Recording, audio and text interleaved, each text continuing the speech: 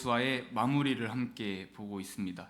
본문은 여호수아의 쇠약함에 대하여서 말하고 있습니다. 여호수아는 지금 나이가 들었습니다. 이빨이 빠졌다는 것입니다. 여호수아의 인생이 저물어 가고 있습니다. 본문의 소제목도 이해를 돕고 있는데요. 제가 가진 성경 기준으로 소제목이 여호수아의 마지막 훈계였습니다. 마지막입니다. 끝을 앞두고 있고 여호수아는 나이가 많아 늙었습니다. 자연스럽고 걸리는 부분이 하나도 없습니다. 나이가 많아서 은퇴를 앞두고 있고 인생의 황혼기를 겪고 있습니다. 그리고 여호수아서도 어느덧 마지막 단계입니다. 그 기념으로 여호수아의 인생을 한번 봅니다. 여호수아는 출애굽 세대 또 2세대의 리더였습니다. 리더로서 그 시작에는 하나님의 말씀이 있었습니다. 여호수아서 1장 2절인데요. 제가 읽도록 하겠습니다. 내 종 모세가 죽었으니 이제 너는 이 모든 백성과 더불어 일어나 이 요단을 건너 내가 그들 곧 이스라엘 자손에게 주는 그 땅으로 가라. 아멘. 가라. 그 땅을 너희에게 주었다. 내가 함께 하겠다. 이것이 가나안 정복의 시작입니다. 모세를 이어서 가나안으로 들어가게 된 여호수아의 시작에는 하나님의 함께 하심이 있었습니다. 요단강을 건널 때에 선두에 있었던 것은 하나님의 언약궤였습니다. 그 상자에는 약속이 담겼습니다. 하나님께서 이스라엘의 아버지로서 명령하신 것들이 담겨 있었습니다. 그 명령은 함께하기 위한 것이었습니다. 자녀를 올바르게 양육하기 위한 것이었습니다. 이스라엘은 그 약속을 지고 강을 건넜습니다. 정확히 말하면 언약궤가 먼저 출발을 했고요. 요단강 중간에 멈춰 섰습니다.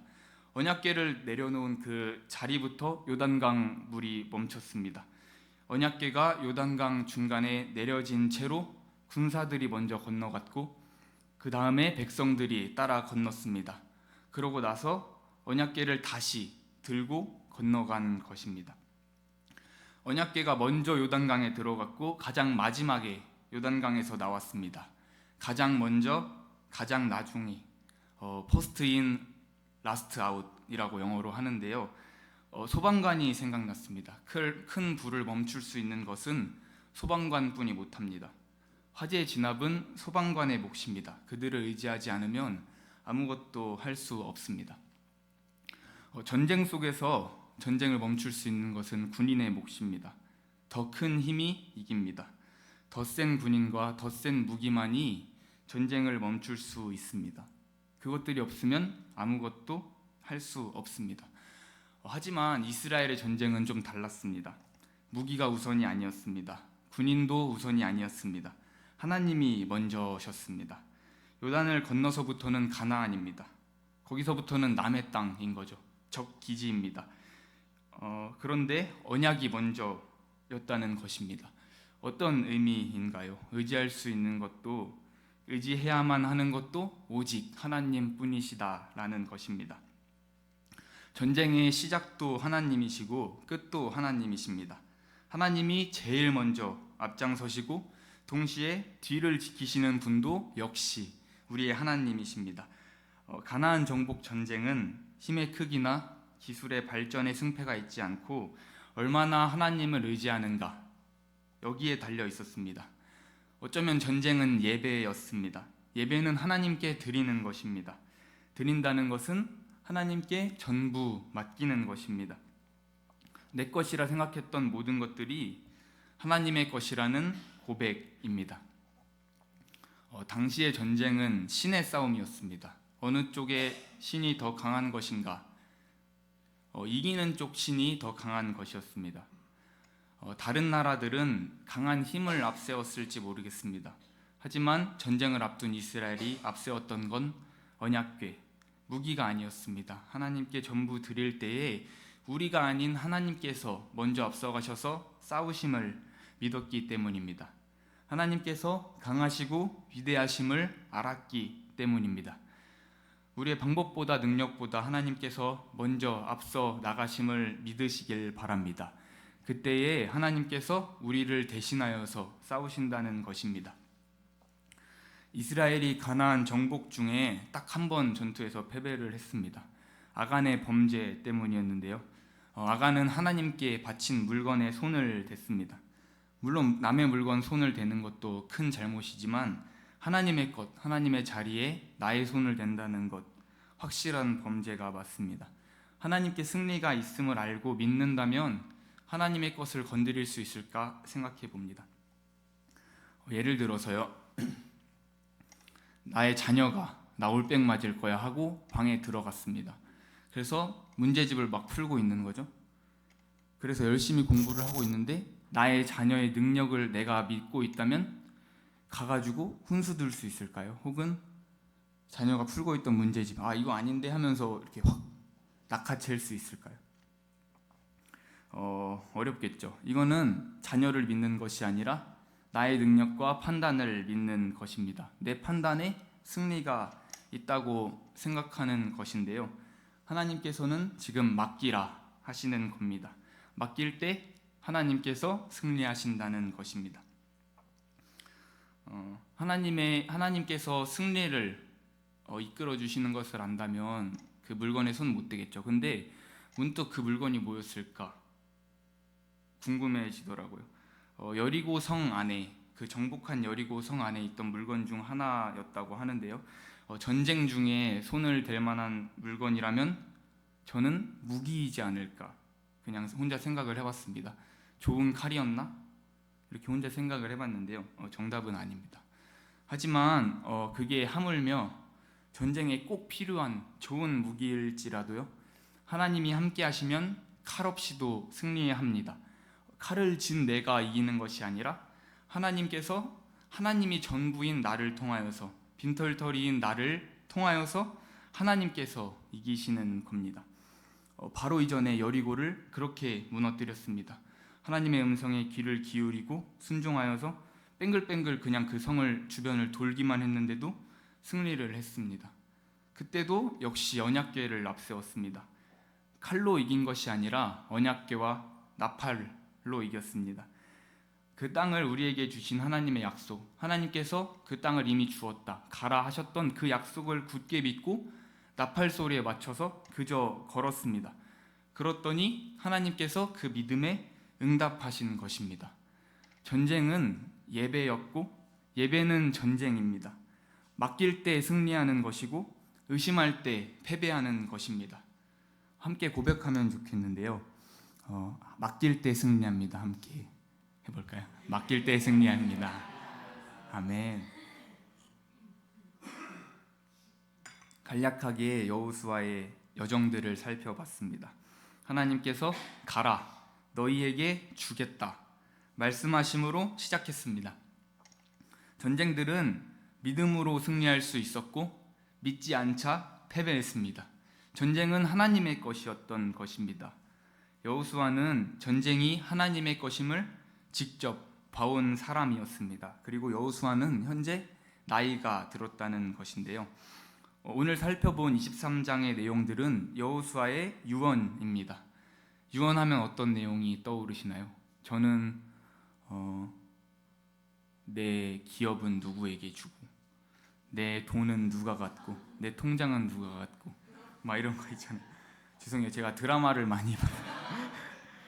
하여간 내가 가진 것, 내가 이뤄온 것들을 많이 생각하겠는데요. 여호수아의 유언은 어떤 내용을 다루고 있는지 살펴보면 좋겠습니다.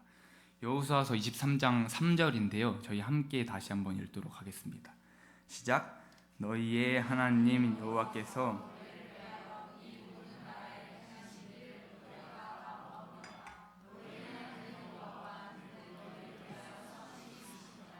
아멘.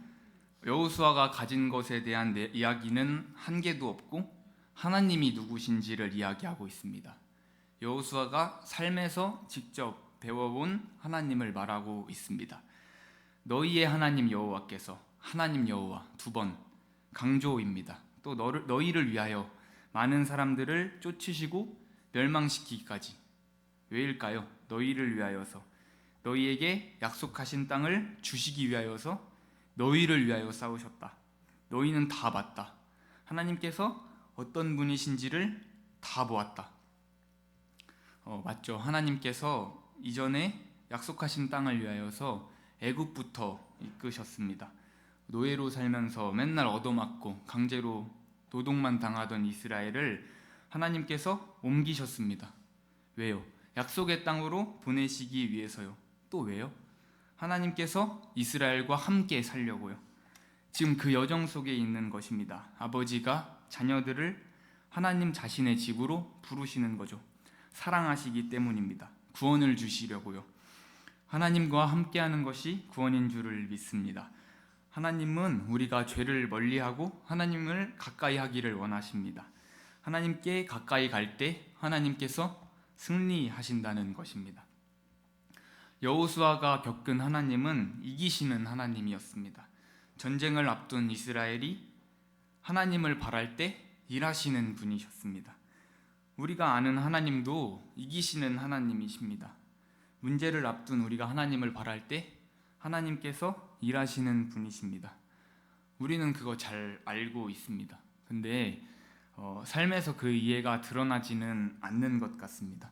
그분이 나의 하나님이시죠. 근데 그렇다고 제가 모든 일을 겪을 때에 두렵지 않나 생각해보면 아니죠. 그렇지 않습니다. 출애굽기 14장 13절인데요. 홍해가 갈라질 때에 모세가 이야기했습니다. 두려워하지 말고 가만히 서서 여호와께서 오늘 너희를 위하여 행하시는 구원을 보라. 아멘. 그렇지만 저는 두려워하지 않는 게 무엇인지 잘 모르겠습니다. 내 눈이 구원의 하나님을 보고 있다고 해도 제 뒤통수는 시려운 것만 같아요. 제 눈앞에 홍해가 갈라지고 있다고 해도 제 뒤에 쫓아오고 있는 병거들이 저는 두렵습니다. 제가 설교 준비하면서 참 어려웠거든요. 그래서 제 부족함으로 예배가 망가지지 않을까 참 두려웠는데요. 죄송스럽습니다. 예배는 하나님의 시간인데도 하나님의 종으로 살겠다 하면서도 여전히 저의 욕심과 저의 것이 너무 많은 것 같습니다. 여호수아는 수많은 백성들의 지도자였습니다. 그 무게가 어땠을까요? 저는 어린이들 5명 앞에 두고 설교하는데도 마음이 콩닥콩닥합니다. 근데 이스라엘이 가나안 입성 전에 전쟁에 나갈 수 있는 백성들을 세어봤을 때 약 60만 정도였습니다. 여호수아는 그 많은 사람들을 데리고 매일마다 전쟁터로 갔습니다. 생사가 오가는 그 전쟁터에서 여호수아가 제정신으로 살 수 있었을까 생각을 해봅니다. 저는 5명의 아이들 앞에서도 벌벌 떠는데 여호수아는 생사가 오고 가는 그 전쟁터 속에서 못 살죠. 내가 무언가를 감당해야 한다고 생각하면 작은 것도 감당할 수가 없는 것입니다. 여호수아에게는 자기의 것이 없었을 겁니다. 아니면 매일매일 자기의 것을 비우기 위하여서 부단히 애를 썼을 것입니다. 그렇지 않으면 하나님께서 세우신 지도자로 살 수 없었을 것입니다. 전쟁은 한 사람이 감당할 만한 일이 아닌 것 같습니다. 여호수아서 23장 6절인데요. 다시 한번 함께 읽으면 좋겠습니다. 시작. 그러므로 너희는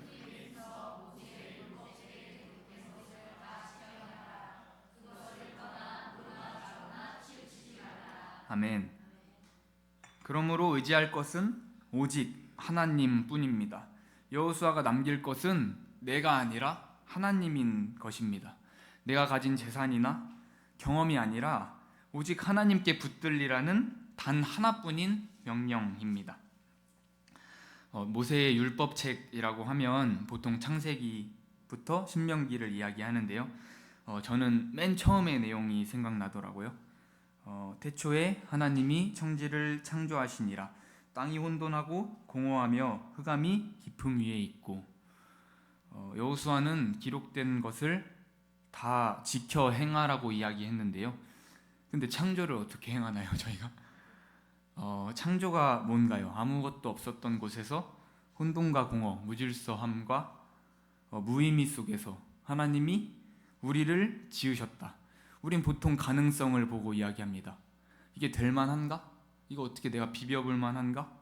근데 태초에 하나님은 말씀을 하시는 것입니다. 가능성이 전혀 아무것도 없는 곳에서 우리를 지으셨다. 될 만한 것이 하나도 없고 될 만한가 생각을 할 수도 없을 정도로 아무것도 없는 완벽한 절망과 어둠 속에서 우리를 지으셨다. 그분이 우리의 아버지시다. 그분이 하나님이시다. 그래서 우리는 그분이 어떤 분이신지를 알아야 하는 것입니다. 희망이 하나도 없는 곳에서부터 하나님이 우리를 지어가신다는 것입니다. 그곳에서부터 하나님께서 시작하신다는 것입니다. 그 하나님이 우리의 아버지 되신다는 거죠. 마구잡이로 엉켜버리고 널브러진 곳에서 하나님께서 질서를 내십니다. 하나님이 그런 분이시라는 것을 우리가 분명히 알 때에 우리의 태도가 다를 줄 믿습니다. 우리로서는 할 수 없는 말과 생각과 행동들이 나도 모르게 나오게 될 줄을 믿습니다. 소망을 가진 사람과 그렇지 않은 사람의 태도는 다릅니다.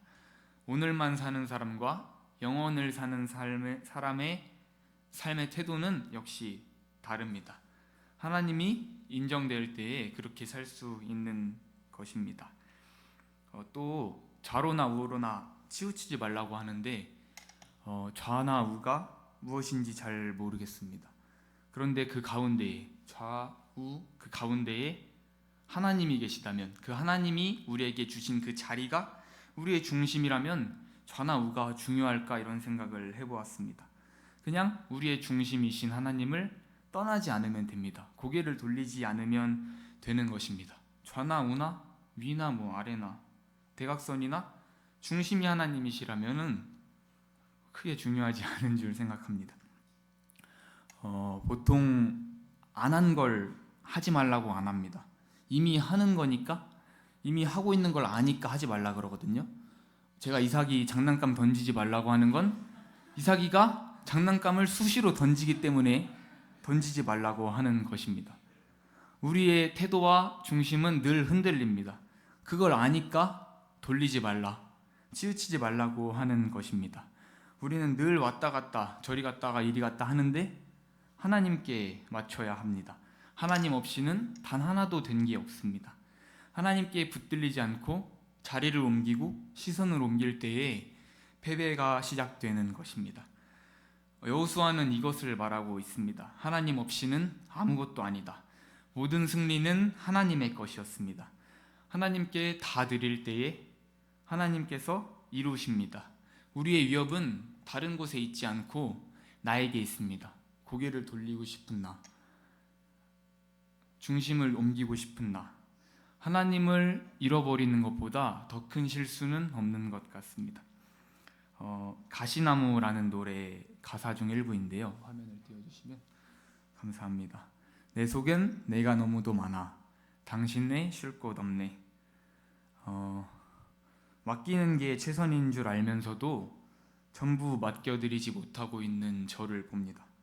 내가 가진 것이 전부가 아님을 알면서도 내가 가진 것만을 보고 계산하고 있는 저를 봅니다. 나는 세상 앞에서 얼마나 연약한가, 나는 주님 앞에 얼마나 믿음 없는가 생각해 봅니다. 삶은 전쟁의 연속입니다. 수많은 문제와 갈림길 앞에서 하나님은 다른 것을 보지 않으십니다. 우리에게 믿음이 있는가? 너에게 믿음이 있는가? 뒤통수가 시려워도 하나님께 몸을 던질 수 있는가? 이것을 하나님께서 보십니다. 그때에 하나님께서 우리를 위하여서 싸우신다. 그가 우리의 아버지 되신다. 이것을 이야기하고 계신 건데요. 여호수아의 황혼기에는 하나님만이 남았습니다. 우리가 싸운 것이 아니요 하나님께서 우리를 싸우셨다. 그 없이 이룬 승리가 하나도 없다. 그러니 하나님만을 의지해라. 온통 남길 말이 하나님뿐이었습니다. 그 하나님이 우리의 하나님 되십니다. 그 하나님이 나의 아버지입니다. 아멘. 해가 저물 때 황혼이라고 부르는데요. 이때 길어진 그림자가 여기 있습니다. 제 앞에 길어진 그림자가 있고 태양이 뒤에 있습니다. 근데 내가 주인공일 때에는 이 그림자가 내가 여기 있음을 알려주는 것입니다. 근데 우리의 인생이 저물 때를 황혼기라고 부릅니다.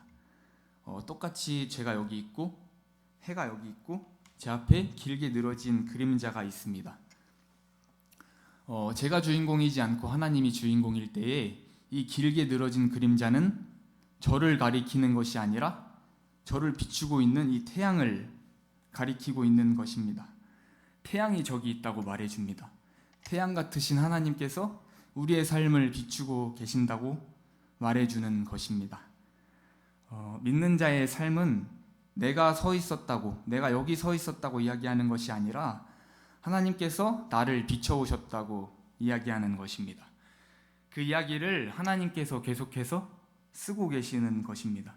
하나님께서 나를 살게 하기 위하여서 새벽빛같이 어김없이 비추셨다. 나의 그림자는 나를 가리키는 것이 아니라 내가 여기 서 있었다고 이야기하는 것이 아니라 하나님께서 나를 늘 비춰오셨다. 하나님께서 늘 나를 위하여서 저기에 계셨다.